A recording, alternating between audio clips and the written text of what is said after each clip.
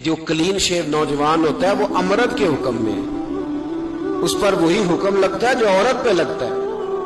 اس کے ساتھ مرد کا اٹھنا بیٹھنا اسی طرح ناجائز ہے جس طرح عورت کے ساتھ. حضرت جنید بغدادی رحمت اللہ تعالیٰ علیہ کے سامنے ایک شخص نے کہا وہ کتنا خوبصورت نوجوان جا رہا ہے، تو آپ فرمانے لگے تو حافظ قرآن نہیں؟ کہا ہاں. فرمانے لگے جا اپنے حفظ کی خیر منا.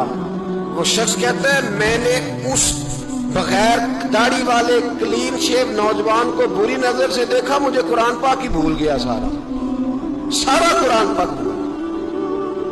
اور کتنے سال میں دعائیں کرتا رہا، بیت اللہ کے طواف کرتا رہا، میں یاد بھی کرتا تو نہیں ہوتا.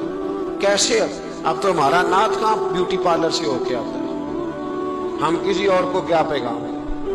وہ پیغام، وہ نظام، وہ طریقہ کار جس کا حکم تھا شریعت میں.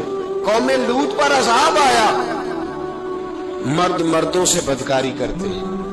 حضرت نوح نے سمجھایا کہ یہ کام درست فطرت کے خلاف ہے، یہ کام درست نہیں. جب انسان یہ کام کرتا ہے تو زمین اور آسمان کانپتے ہیں.